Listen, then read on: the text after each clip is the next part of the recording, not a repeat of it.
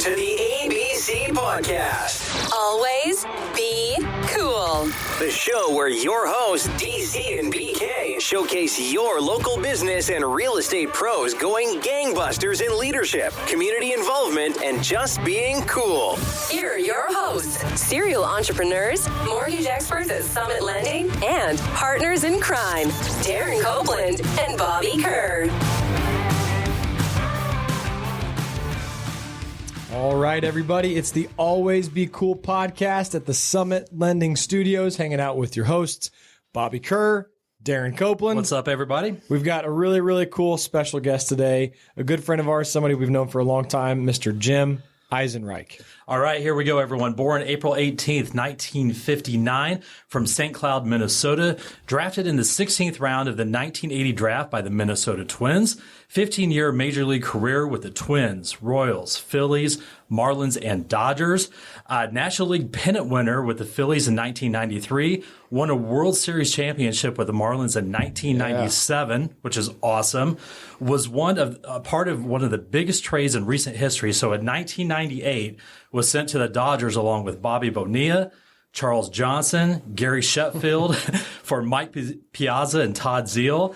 He has his own foundation that helps children growing up with Tourette Syndrome. All around awesome guy.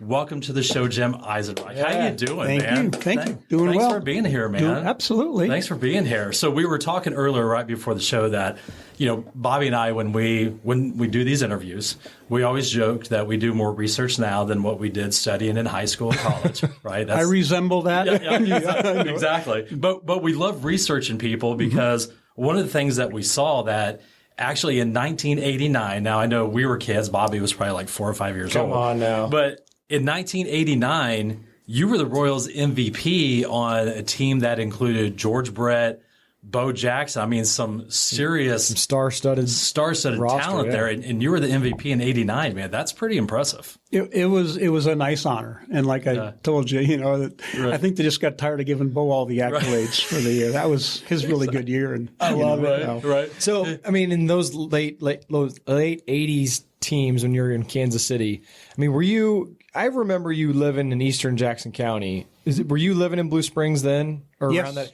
Because I remember, and this is hand to God, right? Like posters on the wall of George Brett, Bo Jackson growing up a kid in Blue Springs. But I remember being in kindergarten, first, second grade, of being in Blue Springs and like seeing you in town and saying hi to you and you saying hi to me. Or just like out and about. Like out of like Quick Trip or whatever. Sure. And thinking that it was so cool. I mean, I know a lot of the guys lived in the area at the time, but I didn't really see them or interact with them as a child. So the few times that I got to see you as a kid, it was a big deal. And at the time, it's not a surprise that you were the team MVP because, I mean, you were awesome. I mean, and it didn't matter like who else was on the roster. You were a guy, and you were a great guy. And so it was really cool. I wanted to share that story with you. Well, thank you. And, actually, all 4 of my kids went to Blue Springs High School. Yep. And I think you went to South, I right? did. Yes, sir. I'll try not to hold that against you. But anyway, so yeah, it's and I was very active in the kids' stuff and, still am when I can. Yeah, right. They're all adults now. Yeah. I remember, and this was even before we connected and became friends in recent years, but this was probably 10 or 15 years ago. I was at a Quick Trip on the north side of Blue Springs, and I saw you, said hi. I was like, hey, Jim, good to see you. And you were nice as could be. And I remember getting in the truck and like texting like Craig, Joey. I'm like, oh my gosh, I just saw Jim Eisenreich. That's really cool. And he said hi to me. I'm so awesome. That's so cool. Simple pleasures, That's right? Right. Yeah, exactly. So talking about, kids and growing up being a kid. So when you were growing up, so did you grow up your entire childhood in Minnesota? Yeah, I actually St. Cloud, Minnesota for the first 30 years, and I've been here in Kansas City, mainly Blue Springs, for the last 30. So obviously, a lot of guys that, growing up and they're super studs and, whether it's baseball, football, or whatever, was there any other sports that you really enjoyed playing as you were growing up as a kid? I was a hockey player. Oh, yeah. Yeah, hockey. and I couldn't shoot a basketball worth a darn, so I played hockey. And actually, I love playing hockey. High school hockey is huge, as you can imagine. Sure.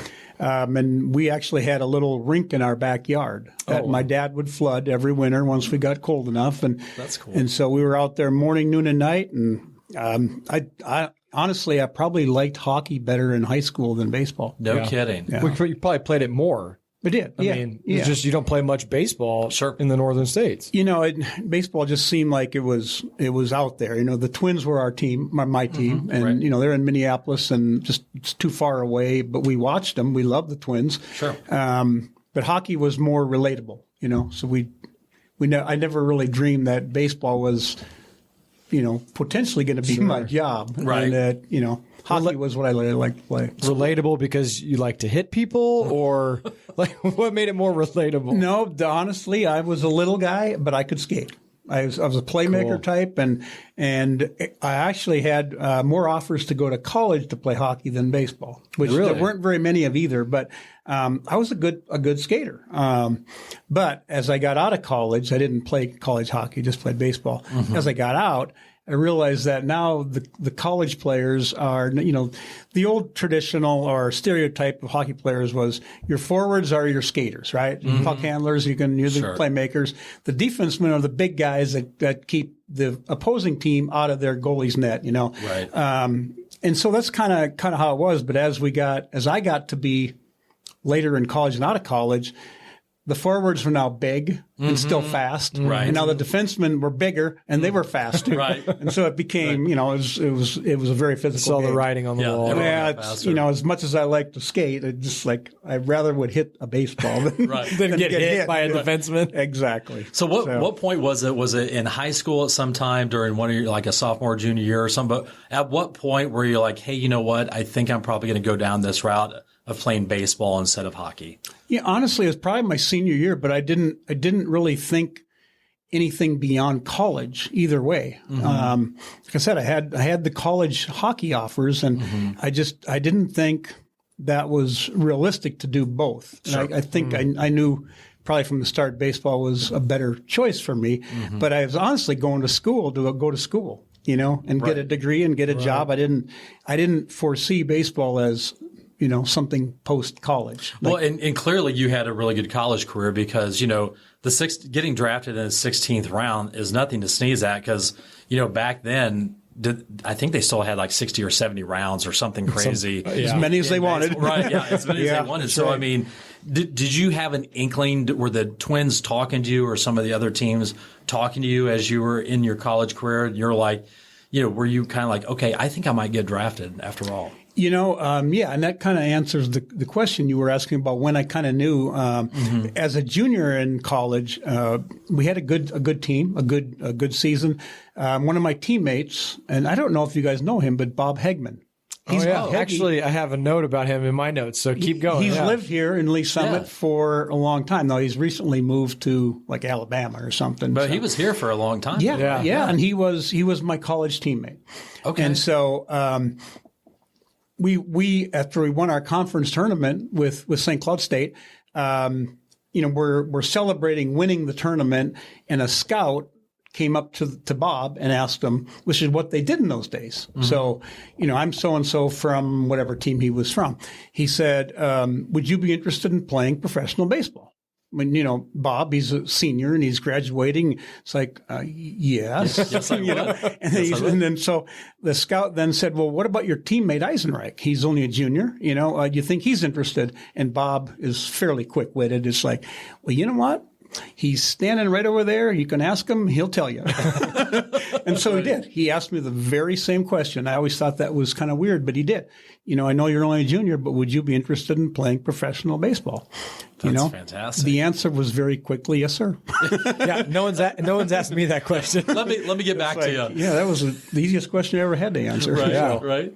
Well, at least you're not in your 40s like, you know, almost Bobby is and myself and, you know, still hoping you're going to get signed out of Royals fantasy camp or something crazy like that. So, no, that's fantastic. So they ended up taking you in the 16th round. Tell us a little bit about that journey. You get drafted and then Hometown team, and you didn't spend a lot of time in the minor leagues. No, I was really in a good spot at the right time. And as you'll find out through our conversation, I was there a lot in the right place at the right time. Right. Kind of the funny thing was with my teammate, Bob, in college, we kind of knew what the draft day was. It was June 7th, 1980. So we had been taking batting practice, and throwing to each other and getting ready and, thinking we might play a little summer ball, but we just, we knew it was coming. So we said, let each other know when we get call, if we get a call. So I got the call on that morning, late in the morning. My mom answered the phone, which was still on the wall. Oh, yeah. With the like rotary. Exactly. So it's for you. It's someone from the Twin Cities. And so, and my mom's a baseball fan, but she doesn't know all the details. Sure. So I got on the phone and started talking to the guy. He said, I'm so-and-so from the Minneapolis Tribune, a newspaper. I thought, okay, this sounds kind of like my college teammates are pulling a prank on me, is what I thought. And so anyway, after talking to him for a couple of minutes, I realized, okay, wow, he's, this is real. He said I was drafted in the 16th round by the Twins. And so the hometown team. So that's how you found out you were drafted, was by the newspaper calling you? Yeah. Yeah. Wow. But this gets funnier because then I said, what about my teammate, Bob Hegman? And the guy said, you know what? The Royals got him earlier in the 16th round. So same round. Yeah. And so I got off the phone and the story there was I told my dad, who was in the garden, my dad and I, that was the deal. It was my dad and I. I didn't make it. It was him and I. Cool. And so I went in, called Bob, and told him that I was drafted by the Twins. And I said, had you heard anything? And I didn't tell him that I already knew. And so he said, no. He was kind of a little bit bummed, I think. And so later that night, I called again, anything. And he said, no. Next day he calls me, he said, yeah, I was drafted in the 16th round by the Royals. It's like, yeah, I know. And he kind of gave me a hard time. Anyway, so that was that. And of course, he's drafted by the Royals, and this is 1980. That was the Royals World Series year, right? Yeah. And so he was with them, and Bob ended up spending about 7 years in the minor leagues. Got one call up to the Royals here. I think he played third base for 1 inning. Didn't get a ball. Didn't get to bat. Was sent back to Omaha and then was done. And then I think, writing was on the wall for him. So he ended up being a minor league assistant coordinator. Right. So me with the Twins had all their high priced guys, leaving town. Yeah. They were just, and so. Right place, right time. Exactly. And so I spent, like you said, a year and a half in the minors. The first year's rookie ball in Elizabethton, Tennessee. And the second year was Wisconsin Rapids in the Midwest League. Okay. And then just because of the way things were with the Twins, I get invited to the big league spring training, along with Ken Herbeck and Gary Gaetti and, the whole. Was Kirby Puckett one of them? He was not there. No, okay. He was a couple of years later. Okay. But so, yeah. And so as fate would have it, I was brought north to open the Metrodome. Wow. That's amazing. We look at the dichotomy of your situation and Bob's situation, right? Like drafted essentially at the same time, right? Divisional opponents, and you've got right place, right time, opportunity opens, Bob's blocked at third base by this guy named I don't even remember, but Brett I think something. he was there for a while. He was there for a while. Like he's obviously not going to have an opportunity there. So you could have been drafted by the Royals or, and vice versa. So that it's just incredible to think about those opportunities that just happen to be there sometimes. That's special. Absolutely. That's special. So you mentioned your dad, and obviously that's a special relationship. Yeah. And for you to say, Dad and I made it. Yeah. My mom and dad were the biggest sports fans, baseball mainly, but my dad loved sports. My dad was a World War II vet, and he played, fast pitch softball, played slow pitch softball.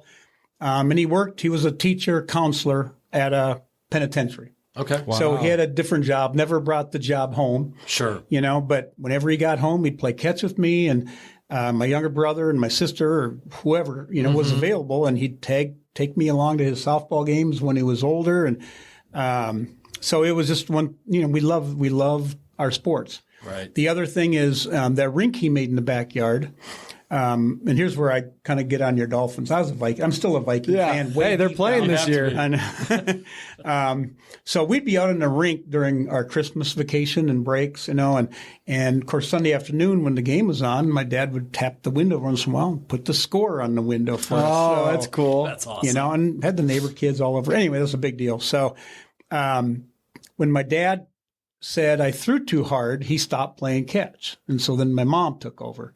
My mom was Your mom actually took over. My mom was younger than my dad. Wow, right. And so, but we loved our sports, and so when I got drafted, that's why my mom said, you need to go out and tell your dad. He was in the garden. I made a joke about him setting the standing long jump record because his face lit up. He was like, we did it, I was going to say, what was Dad's reaction? Do you remember? So what did you say? Did you run out there and say, hey, Dad, guess what?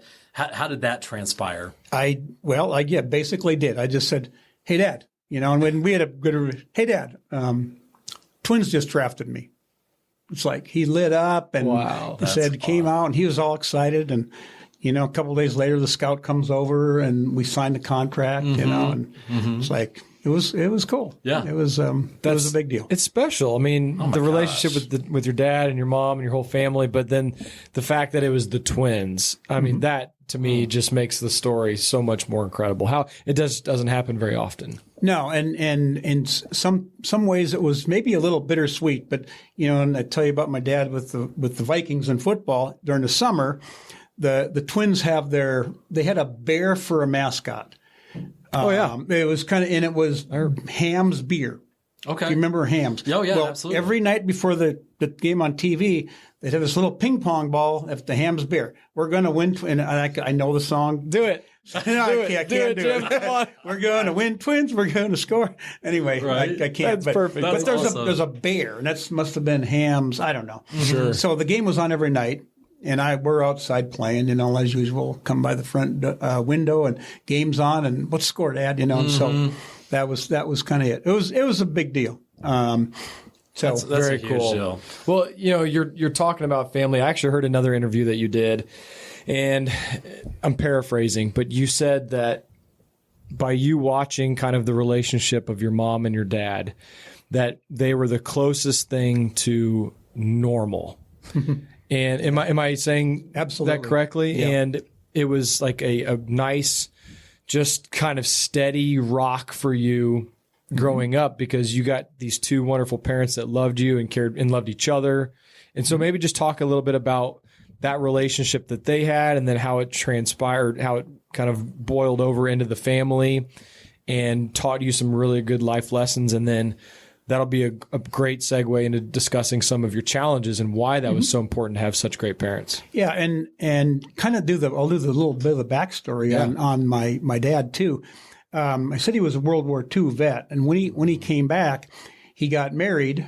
Not to my mom. He got married to a lady, and they had I call them my two older brothers, but she died of cancer when she was like 28 or 29 years old. So my older brothers didn't have their mother, at 7 and 2 or whatever age they were about that. Wow. And so my dad's parents, and then my dad is trying to work a job and take care of two young boys. My mom's parents lived next to my dad's parents. So grandparents lived next to each other. How cool is that as a kid? So was that on purpose, or that just happened to be the case? It just happened, is where they lived. Wow. So my mom, she was the youngest of 10 in a farm family. I'm sorry, did you say 10? 10. Okay, yes. Gotcha. Holy smokes. Yeah, 10. Farm family. Sure. Yeah. Catholic. Okay, there you go. So my mom babysat the two boys. So the joke is my dad eventually married the babysitter. Oh.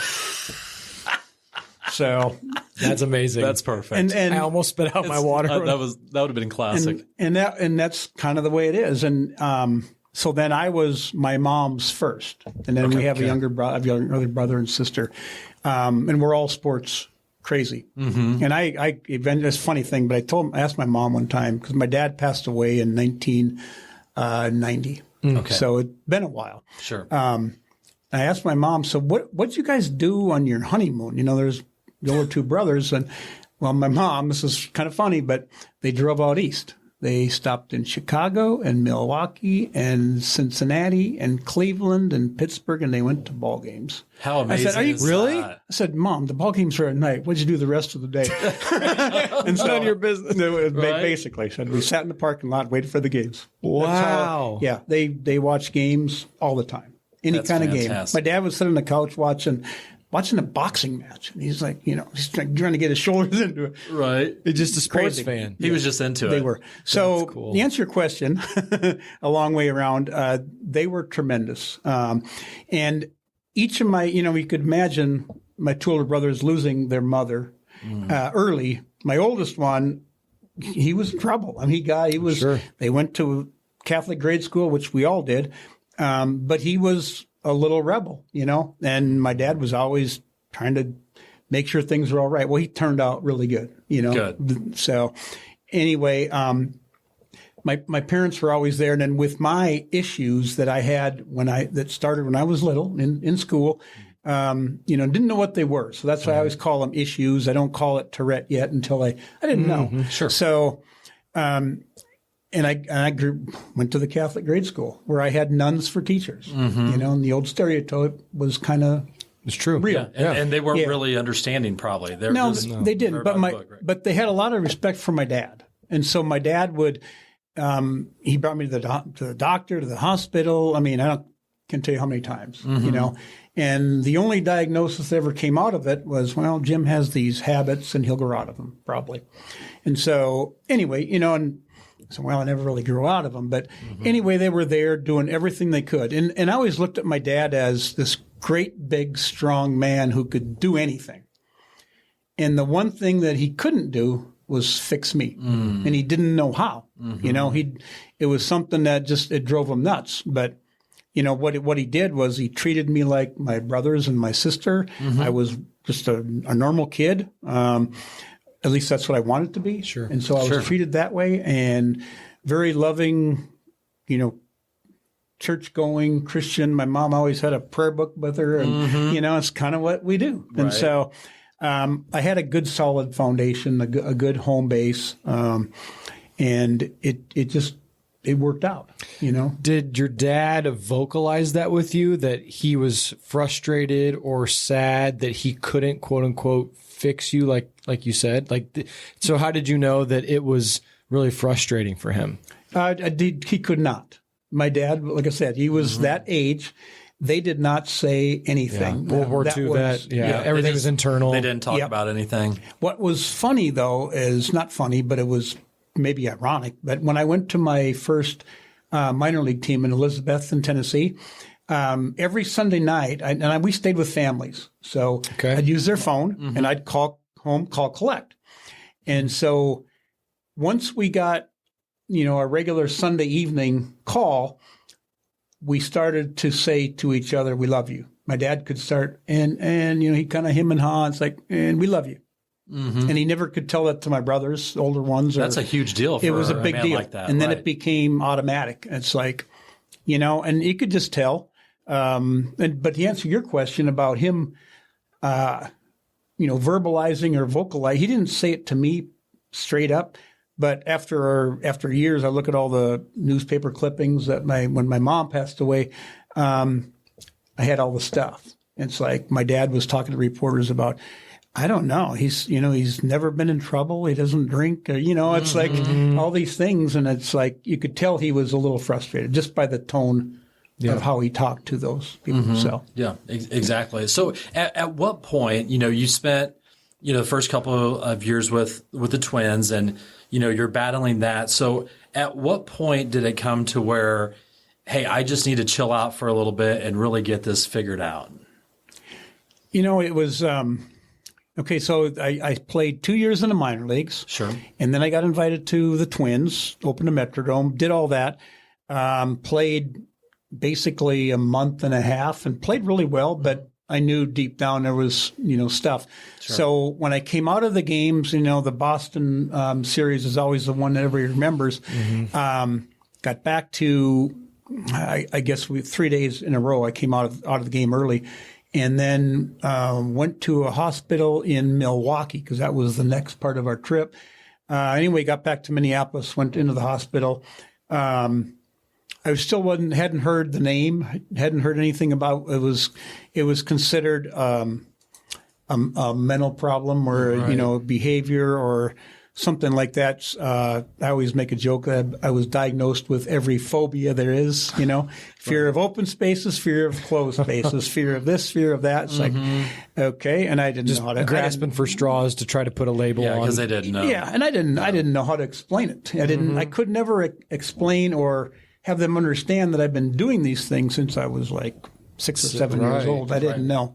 So, so that's kind of when, although, I was out for most of the rest of the 82 season, came back in 83 into spring training and tremendous spring training and played 2 games. And that's when I left after the 2 games. I said, I'm not right, so I left again, but then came back in 84 again. And, I don't know. I guess I hadn't convinced myself yet. And then after I left in 84, that's when it's like, okay, I need to get something right. And somewhere along the line, I heard the name Tourette Syndrome, and part of that was really getting a big weight lifted off my shoulders, knowing that there's a name to what I did, but probably more so that I wasn't the only one, which is what I thought as a kid. Sure. And probably most importantly is that there's help. Right. I didn't know what that entailed, but I was going to find out. Well, that had to be just like a tremendous monkey off your back to be like, hey, I'm not the only one out here dealing with this. Yep.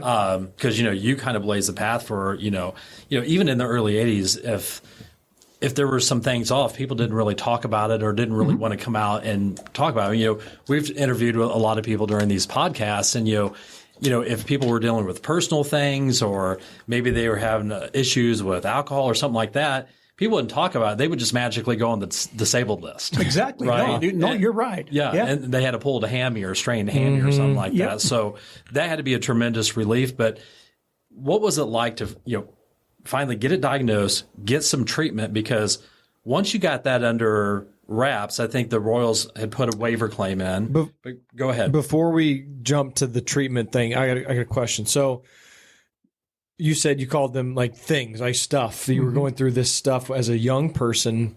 What was it that? Well, maybe first, for the listeners that aren't familiar with the story. What were some of the things that you were dealing with as a young person to where you knew that something was not quote unquote usual or normal? Okay, so we now know they're called tics. Tourette. A lot of people have different tics. So for me, as a young kid, I would blink my eyes. I mean, really fast. Like repeat it, just yeah. And I always sat in the front of the class because of the seating chart.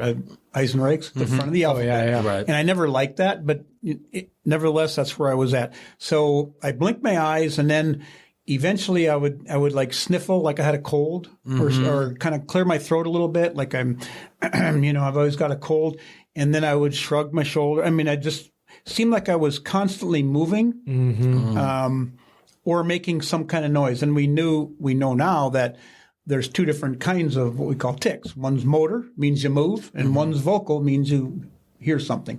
And most people that have heard of Tourette, they may have seen a special on TV or a documentary or something. And the sensationalized part of the vocal is when they do the blurting out of a curse word or some kind of inappropriate. Yeah. Right. Yeah. And so that's very few people have that. And I did not have that. So that was what I did as a young kid. And I've learned too that it seemed they kind of wax and wane. So as my eye blinking kind of went away, then I did more of the throat clearing or maybe some movements. And they just, so they would cycle, but there was no real reason for any of them or no straight pattern. Right. It's just, here they come, here they go, and that's what it is. Right. So what was it that, because obviously we'll call them tics. So you have your tics and you make it to the Major League club, right? You're playing Major League Baseball. You've been dealing with it since you were a young person. What was it that you think magnified it during those Boston and Milwaukee series in order for you to say, okay, I have to seek help? Well, that's a tremendous question. It really is, because everybody asks me that, and only way I can answer is that as a young kid, baseball or hockey or whatever sport I was playing was kind of my relief, my outlet from dealing with it.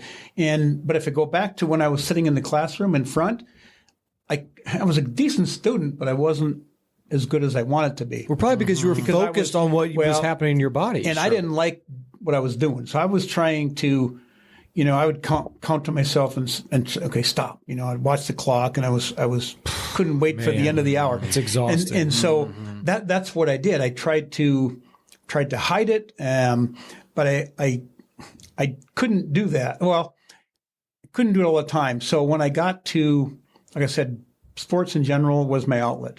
And even though I still did those things, they weren't that big a deal. So when I got into the big leagues, the stadiums are full. And for whatever reason, I started thinking that, okay, I wonder if they're watching me play ball or if they're watching me do all my stuff.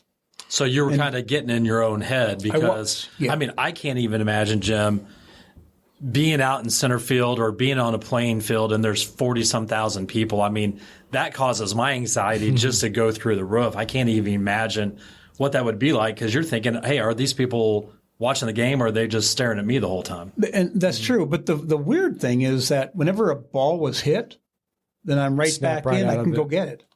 Because I'm not thinking of what I'm doing. I'm still doing them, but it's not that big a deal. So I never missed a ball because I had a tick, or I never, swung at a pitch and missed because I was.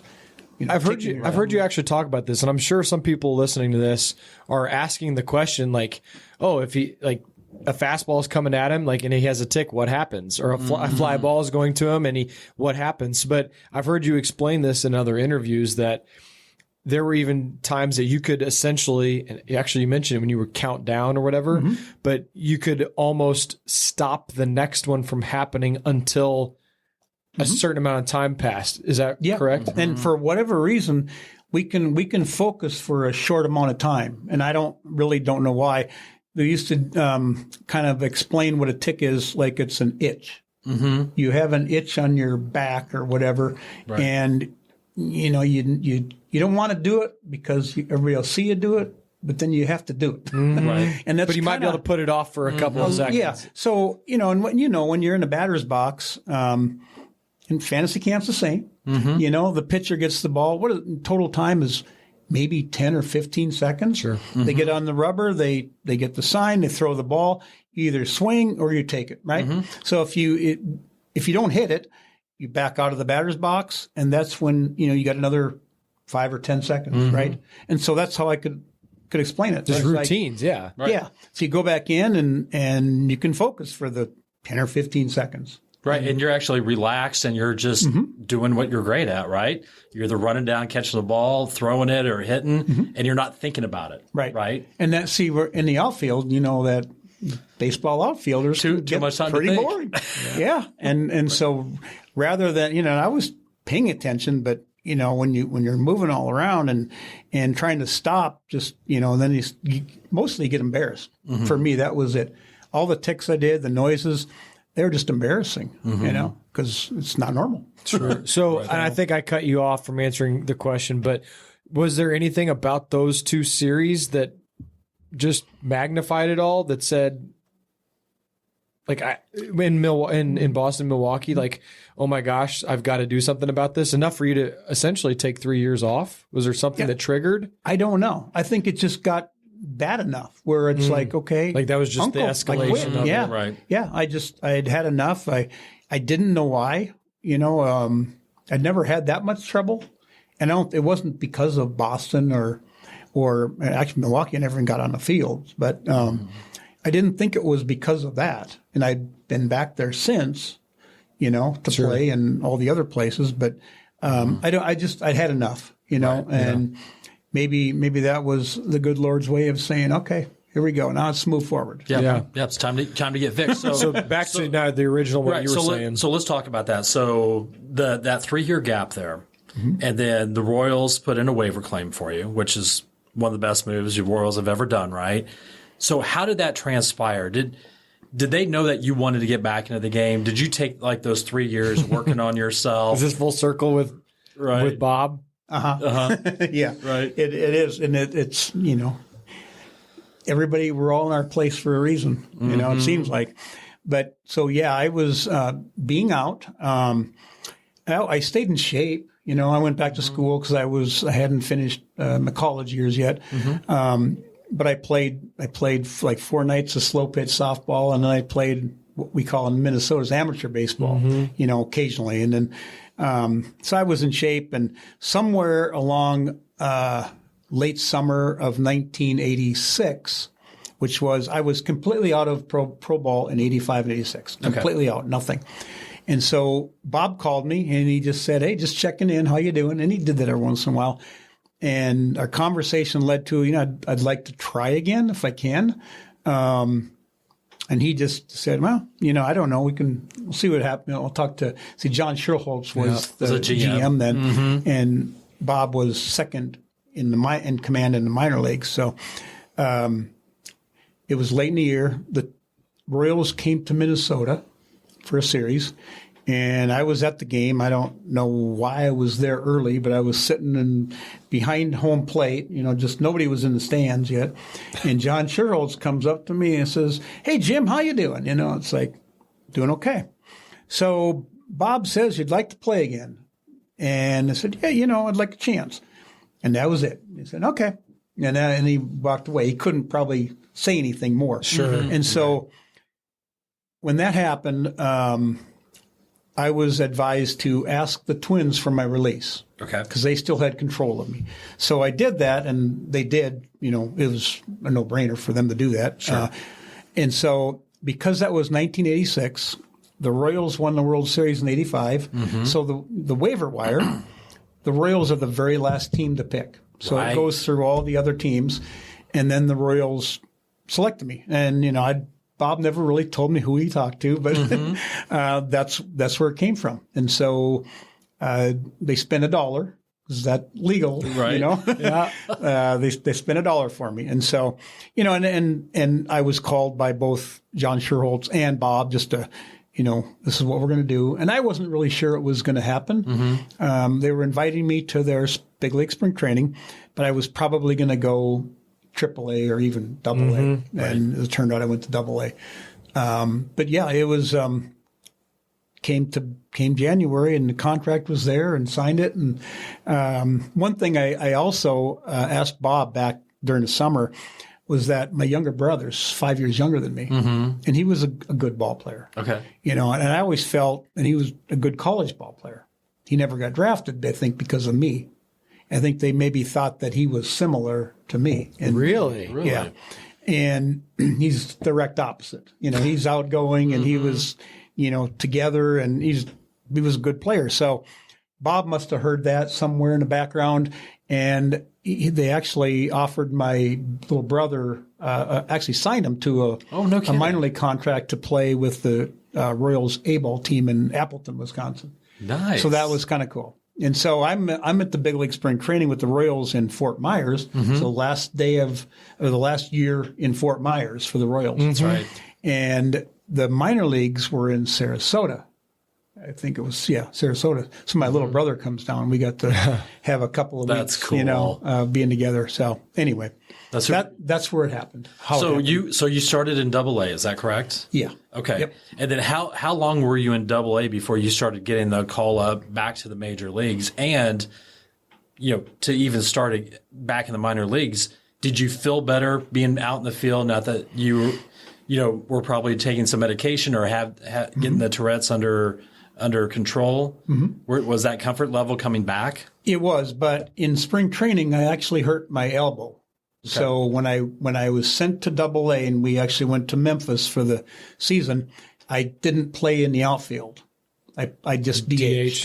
Yeah, and I don't know if that was because of my elbow, because it had slowly been getting better, or if they just want to let me hit. Not really knowing where I was at with that. Sure. And so, and I mean, that half a season AA was as good as it got for everything I hit was a hit. You're just smoking it down was there. just crazy. The ball looks like a beach ball. Yeah, so I got a call from John Bowles, who was Bob's next up for the minor leagues.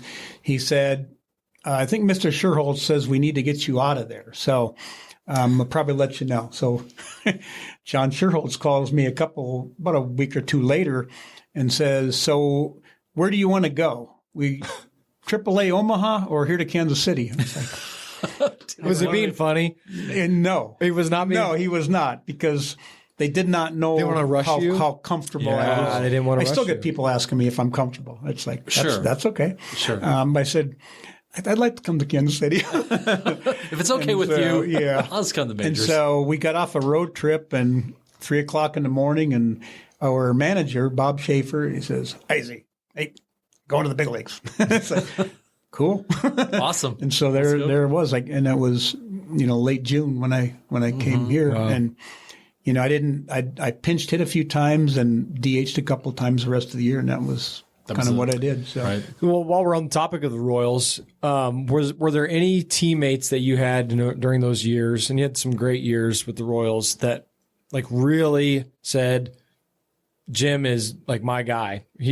Were there guys that just really embraced you, knowing what you went through or not knowing what you went through to get there? Because obviously you faced some pretty large hurdles. Yeah. And so the story that I will always tell, the first day I walked into the Fort Myers clubhouse for spring training, I'm walking in looking for my locker, and Frank White comes up and says, "Hey, Jim, welcome to the Royals."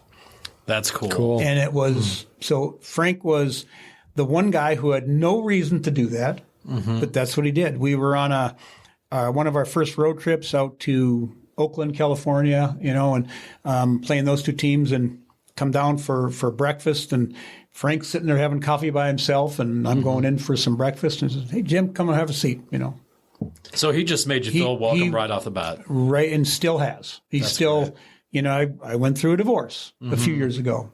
Frank calls me up, let's go golfing, That's cool. That's So who it is. you guys have kept fairly close over the years then. Yeah, we sure have. That's great. I think it's really cool. We get to know a lot of the alumni guys, and when they're still buddies after 40, 50 years, like the stories that Duke and George and Jamie tell about growing up in Southern California, knowing each other for 55 years, and actually longer than that. But it's just They still really, like each other. and they too. like each other. Well, at least they say so on camera, right? Yeah. Right? No, it's good. That's cool. Yeah. That's really cool. So with the Royals, so the final year with the Royals was 92. And two. 92. So And you were with the period of the Royals, so you were kind of in between. After, the Royals come off the 1985 World Series, right? Yep. You were still on some really good teams, in the late 80s, early 90s. But talk about, I think that's where Bobby was going, being in the right place at the right time. So after 92, you were a free agent with the Royals, correct? Right. And then were the Phillies one of the first teams calling and saying, "Hey, Jim, we'd really like for you to come play with us"? There were only two teams that were calling. It's better than zero. Better than zero. It was, yeah. And one of them was actually the Braves. okay. And John Sherholtz was now the 'Cause Braves. he was GM. down there now. Right. Wow. But the Braves only offered me a minor league contract, where the Phillies had offered a major league contract, and of course now I'm married and I have a child, and it was a little bit different. We thought, let's go to Philly. And of course, people that know me, I'm from St. Cloud, Minnesota, Right. a little different than small town Philadelphia. Midwest. You're kind of going into like little New York, It's like, Exactly. And that clubhouse had some characters in there. Oh, we'll talk about that. yeah, we'll get to that. and so that's what we did. The Braves were a tremendous team, but what were the chances of me being on the team? And I was 34 years old when this was happening. Okay. So, Makes sense. as a part-time player, that's kind of, you're almost done. Well, yeah, you got to think about all of the other things going on outside of just being a ball player. Like you said, you've got a family now. Yep. The situation has changed. Right. Yeah. So we went to Philly and couldn't have imagined. What's going to transpire? Couldn't imagine. It was unbelievable. So stay there. Still Yeah, today. talk about it. Let's talk about Keep it. Well, going. In 1993, and you already said it, but you have John Kruk, Mitch Williams, Right. Darren Dalton, Dalton. Kurt Schilling, Dykstra. Lenny Dykstra, Extra. Mickey Morandini, Mariano Duncan. Oh, yeah. Mariano Duncan. I'm trying to, Danny Jackson was my teammate. Oh, that's right. Yeah. Yeah. Danny Jackson. there's a whole bunch of guys, but Larry Anderson was an old guy. Our manager was Jim Fregosi, who was right with one of the guys. Yeah. I mean, Harry Callis was one of the announcers. And if you ever listen to all the old NFL films, that's Harry's name. That's Harry's voice. No kidding. We were one of the guys. I mean, it was weird. Richie Ashburn was one of, Richie was a player. You guys might be too young to know who Richie is. I don't know Richie. I don't know who he was a really good player for the Phillies. Cool. But so anyway, and we started the year. I mean, it was freaky. The Phillies in '92, if I remember right, they were the last place team in the East. Okay. And so our little highlight video shows a couple of the players in the dugout in spring training. Mariano played with the Reds when they won the World Series. Yep. 90. Yeah. Yeah. And so the little video is, I think we need to win another one that's showing the ring, It's kind of cool. And we started off, we were 17-5 in April. Wow. And never gave back. up. Never gave up our lead in the division. Because the Phillies were in last place the year prior. Blue Jays had won the World Series, right? Correct. Yeah. That's correct. Right. And I believe this is still early 90s, so we're talking 4 divisions, right? Right. Yeah, That's the a wild card. No, and that's what's funny is the Braves were in the Western Division. That's crazy. Yeah. So we won the East. I guess we won 97 games. Well, the Braves won 100 games or 102, and the second place team was the Giants. So And the Giants won 100 games, and they're not in the playoffs. They didn't even make the playoffs. No. 100 games. Yeah. I didn't remember that the Braves were in the West. Yeah. Yeah, it was. Yeah. That's so weird. And so we played the Braves in the National League Championship Series, and we beat them. We beat Greg Maddux in Game 6. And Those were some good Braves teams. Yeah, they were. Holy smokes. And some amazing rotations. Now, 93, was that the year that another Kansas City and Joe Carter, was that? Yeah. Was that would the be year? it. You can That would say be it. it. You can say it. Yeah. Sensitive still. Well, as a huge Royals fan growing up, you and Kaufman always had a thing for Joe Carter. So rumor for years and years was Joe was going to be a Kansas City Royal. Yeah. Right. Yeah. And we really thought that was going to happen. So, being a young kid, not seeing the Royals, essentially not making the playoffs for 8 years. Right. And to see Joe Carter do something like that, I was just like, oh my gosh, just crazy. And you know how good a guy Joe is. Oh, fantastic. Yeah, it's like I can't even, as a Philly person, I can't even dislike him. Right. It is funny though. You ever you ever hang out with Joe and you guys are sitting down and people come up and be like, "Hey Joe, home run, World Series hero," and then not knowing that you're a Philly. It happens a lot. Does it? Yeah, when we do events, at whatever we're at, Sure. we'll be close to each other, and people come up and say, "Joe, can you sign the ball? World Series Hero ending, walk-off home run, and then after 10 or 15 people do that, I'll look at Joe and say, "Joe, are you paying these guys to say that? Because they have no clue that I was the right fielder I was on for the the other Phillies." team. I was on the other team. Oh Yeah. my gosh. So, So that one obviously didn't end up best case scenario for you, but things changed a little bit when you made your next stop. We should have prepped it, Bobby. We got to be better than this. I mean, we should have told Jim to bring in his ring from '97, right? You don't happen to have it, right? I don't. Maybe I was hoping like Bloom Up came and brought his finger that he cut off. Oh yeah, sure about that. Maybe you Oh, my brought your gosh. World Series. No. We'll do better next. So going back to that. So again, right place, right time, with another amazing team. So how was that being on the World Series team? How did it come about? Yeah. Well, first of all, after the '93 season with the Phillies, I mean, they signed me right away, and I had probably my best 4 playing years with the Phillies. And you were already 35? Yeah, 39. Yeah. I was. That's incredible. I was 38 in 1996.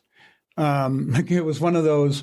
Everything I swung at was a hit. I mean, that's like It was me amazing. playing in the major leagues right now and having right. like the best years. Doesn't that just blow your mind? We can't even crazy. get through a week of fantasy camp. Yeah. Seriously. Don't feel bad. We did this for a living. Sure, right. So, but September 1st of '96, I actually fouled a pitch off my foot and broke my foot. So I had a chance for the batting title. No kidding. Yeah. So then this other guy that, I don't know, Tony Gwynn, I guess he had to win another one. He was okay. Anyway, so after that, Jim Leland had just signed with the Marlins as the new manager. And I was again a free agent with the Phillies. And for some reason, I don't know what my agent and I were thinking, but I didn't want to leave Philly. I love Philly. Okay. People were great to me, and I loved the team. And even though 95, 96 weren't as good as the first 2 years, Sure. But personally, I was enjoying the city and all. Believe it or not, it's right. Crazy for rabid fans, and especially if those rabid fans embrace you. Oh yeah, that's an amazing place to be. I found the key to all that too. But anyway, okay. The Marlins had called and offered a 3-year contract. Wow. 38 years old or 37, and they offered me a 3-year contract. A 3-year guaranteed and deal. Well, the third year wasn't totally. It was a buyout option too for the team. Sure, but would have been 40, and so I spent 2 weeks going back and forth with the Phillies trying to figure out why wouldn't they just give me a little extra, and they didn't, and so eventually I signed up the Marlins, and so that's another one of those right place, right time. The decision. Why didn't I? I'd have easily said yes to the Phillies again. So we get to the Marlins, and of course Jim Leland he's second to none as a manager, and I just thought I had a really good manager with Jim Fregosi. It's a Jim thing. So anyway, we went through the year, and of course you already mentioned names: Gary Sheffield and Bobby Bonilla, Charles Johnson, Kevin Brown was a pitcher. Oh yeah, our closer Kevin was Rob Brown. Nen. We had Moises Alou and Devon White, and it was a pretty good team.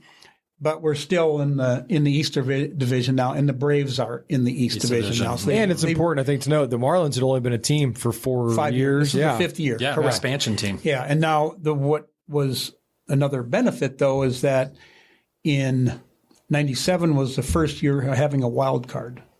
Okay, I think. So anyway, we did not win the division. The Braves won a division, and in the National League it was. The Giants were the trying to think of how that works now. Yeah, there were more teams than I'm thinking. Right. There were 2 divisions. Anyway, we ended up playing the Braves in the National League Championship Series again, and won again. That's amazing. And then go to Cleveland for the World Series. And it was tropical weather during the World Series. It was beautiful, right? Games 1 and 2 in Miami were 80 and 85 degrees, and games 3, 4, and 5 started about 32 degrees and flurries. Holy smokes! I was the DH. That 97 was the first year of the DH. No, I forget what it was. Well, I think it was whatever home park is what they followed the rules. So how did some of your other teammates, did they kind of struggle with that, going to that cold weather climate after a 50-degree swing like that? I don't know. We wore the face masks, and I remember seeing it's so vivid in my mind. So Edgar Renteria was our shortstop, right, and he obviously he was got okay. the big hit, But yeah, we managed. I mean, it was they're playing in it too, so that was our attitude. It's true. What I thought was really cool was, you see that famous walk-off by Edgar Renteria, right? And you see Craig Counsell going, from third base to home, and he's going crazy, right? But yours truly was on second base, correct? I was. Yeah. Yeah. So, I mean, you literally had a front row seat. So did you actually see that ball coming up the middle from Edgar off the bat? Oh, yeah. Yeah. Oh, yeah. Because I had to touch third base. Right. Right. If I don't touch third base, they can throw it over there. It's force out. Exactly. So yeah, I had it going through my head too I got to be part of 2 World Series walk-offs. That's amazing. That's unheard of. On both sides, too. Right. Winning and losing. Yeah. So I take it the second one was a much better feeling. It was a little bit better, yes. Yes. Yeah. Yes, exactly. Now, well, it was fun. and let's not forget, you hit some big hit. You had home runs in the World Series. I did. Right. Yeah. Like dream come true. And that was probably, I don't know if you heard this part of the story, but those were probably the coolest things for me. I hit 52 total home runs in my 14 years. Uh-huh. 1 year I hit 10. And I got 2 bonus ones, as I say, in the World Series. And the first one with the Phillies was in Toronto. Dave Stewart. So it was game 3, and I hit a 3-run homer, and we won the game. So the way I set it up is the ball barely made it over the right center field fence, and they called it Sky Dome then. Mm-hmm. And so it went in between the first row of seats and the fence. Our bullpen is in right field. Our bullpen coach was underneath the bleachers, and he had the ball. Mm-hmm. So by the 5th, 6th inning, I had the ball in the dugout in my hand. Wow. Okay. So the cool thing was after the game, I do the post-game press conference. Mm-hmm. And I probably talk 5 minutes about the home run, and then an hour about Tourette. Okay. Nice. So then just remember that. So we're in Toronto. Fast forward 4 years, we're in Cleveland for game 3, 3 or 4. Game 3. Yeah, I should have said Toronto's was game 2. So in Cleveland for game 3, I'm the DH. 6th inning, I hit a 2-run homer. It was a solo homer. And I crushed it. Right. It was really cool. So I found out later that there's a couple guys that drove down from Toronto to watch the game. Okay. They weren't Marlin fans and they weren't Cleveland Indian fans. And so they caught the ball. And and when you're in a home park and your visitors hit a home run, you got to throw it back. Right. So they think the Indian fans were thinking that they needed to throw the ball back, where they weren't either right. fans. Yeah, they weren't fans. They're like, we're going to keep this. So they left in the 7th inning, after that, because they were going to fight. Yep. And so they started driving back to Toronto, about a 4-hour drive, listen to the rest of the game. So after the game, which we won again, was kind of a crazy game, I talked 5 minutes about the home run and then another hour about Tourette. So it kind of put it back on the map. Well, as I found out later, these 2 guys that were driving back to Canada, to Toronto, were listening to that, and one of them says to the other, "Do you think that's what my daughter has?" Oh, no way. He got home, told his wife, they looked things up, they brought their daughter to a doctor and said, yeah, she probably has Tourette. And he himself maybe had it too. Because he had all these things that This is the random guy that caught your home run ball. Yes. Unbelievable. That left the game early to hear you on the radio. Yeah. How about that? Right place, right time. That's so, no accident. And you know what's really weird is I had started my foundation in 1996. Yep. So this is 97 when it happens. And up until then, I'd been to the national conferences. Well, I was getting invited to the National Canadian Conference in Toronto.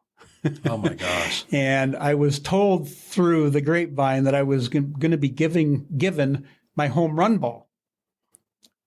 But we all thought it was the home run ball from the Phillies versus the Blue Jays back in 93. Not the one in Cleveland. And I knew I had that. Yeah. And so I had my secretary with the foundation with me, and we're at the dinner, and I said, I'm going to go to the restroom. And so when I go, figure out what's going on. Right. I came back and she's like bawling. It's like, she told me part of the story. It's like, oh boy. Wow. So then they gave me the ball. So I had both. That's incredible. I was so glad you told that story. Unbelievable. That's so amazing. Yeah. I've heard you say, and I think this is a perfect, time. We want to be respectful of your time today, but I've heard you say, or I've read you say that you weren't really put here to be a ball player. Mm-hmm. And you were possibly here to share your testimony and your story about the things that you've gone through in life and be a voice and a light for a lot of people. Is that how you look at it? Absolutely. Mm-hmm. Yeah. Baseball, it just became a platform. I'm just like anybody else. I'm here for a reason to do. I had the benefit of loving to play baseball and got to play on that stage. You guys know what it's like. It's just fun. Yeah. Well, to be in that spot and to be the light to help so many people, Jim, that's amazing. I mean, we've by no means are we professional podcast people, but we've gotten to be, fairly good. We've done a lot of interviews, but that right there was one of the best stories that we've heard. That gave me chills. That's goosebump type material. Right? Well, it unbelievable. I mean, and I almost feel honored. Just I've been blessed to do the things I've been able to do. And I get to tell that story to some of the families that I talk to. Sure. And love doing it. And it's like I can see when I'm talking to the kids that the parents over there are the ones who, connecting. It's okay. It's going to be okay. Yeah, and you'd be surprised at who is called, wanting to know questions, where to go, just to get an answer for what their kids are going through. So this is actually a great question, Jim. So like for anyone that might be listening to this, whether it's they might have friends or family or even themselves, like if someone thinks that they might have something like that, where would be a best spot for them as like a first step to maybe get some more information or figure out what's going on with them? Well, you can first of all, nowadays you can Google anything, and you can find resources anywhere. My foundation, we have a website, it's actually not very good, I'll be honest. It's okay. It's a website. But what is it? It's Tourette's.org. And so it's under my foundation, Jim Eisenreich Foundation for Children with Tourette Syndrome. Right. But you can get a lot of information. Basically, you want to go to your family doctor first and ask all the pertinent questions. Even mention the word Tourette. And sometimes the doctors don't have a clue what you're talking about, and some say, yeah, we heard about that. We'd like you to go see so-and-so. Specialist. A neurologist, mainly. And the thing about Tourette, there's such a wide range of severity. Yeah. So I always make the scale of 10% of Tourette people or kids have what we call really bad. 24/7, they can't stop moving. They don't sleep. They have it's called carpolalia, where they curse involuntary. Then there's the other 10% on the other end that have tics or something, but it doesn't bother them in anything they do. Well, it's the 80% of us in the middle. And some of us need, different kinds of help. We could mental health help. Medicine, nutrition, diet, exercise, a whole bunch of things. And because those are good things, but the bad thing is no one thing works for all of us, and it takes a little bit of time and to kind figure of it out. trial and error, see what works and what doesn't. Right. So I think it's also important that, cause this is a people assume it's called Tourette's Syndrome, but that's not the case. It's Tourette. Yeah, I've noticed you say this several times. I don't correct anybody anymore, but that's what it is. It's Tourette, named after the person who was the first to diagnose it. Is that it? Yes. Yeah. Dr. whatever his name is. Dr. Tourette. Big in the 1800s. I don't know. Yeah. Sure. Right. I used to be able to say his name. But. Right. Well, Jim, thank you so much for sharing your story today. Yeah. This has been awesome. And also for those people, you can give yourself a plug. So your career these days, you're working for Premier Farm Realty Group. You've got a passion for the outdoors. So maybe just give a little bit about what you do and why you're doing it these days. I just, one of my passions has always been hunting and fishing and outdoors. And, I was very blessed and fortunate to play baseball, but I will tell you, the very first year in the minor leagues, the coach asked me, if this doesn't work out, do you have something to fall back onto? And they ask everybody that, at least they used to. And a lot of kids say, well, I'm going to make it, Right. And you like to think it's true, but, I made it, but then I was not there anymore, So I always felt like, okay, I can do something. Well, my passion was, is the outdoors. And that's what I went to school for. I could imagine myself, if I'd never played baseball, being in northern Minnesota, jumping into bears' dens in the winter and checking their blood. That's how goofy I am. But that's what I like to do. I love it. And so when I got into real estate, almost one of my first couple of years out of baseball. And, I was kind of green a little bit. Didn't really know what I was doing. Actually I bought an office. Oh, wow. And I didn't intend to be an active agent or a broker. I wanted to just see the day-to-day, running of I loved real estate. Sure. And one thing led to another. And eventually I came with this group, and their specialty is farms and land. Now we can do residential stuff too, but it gets me back out and walk farms and fields, right. and It taps your passion. There's always a recreational side to it. So cool. That's if somebody wants to fantastic. get a hold of you on that side of things, what's the best way to reach you?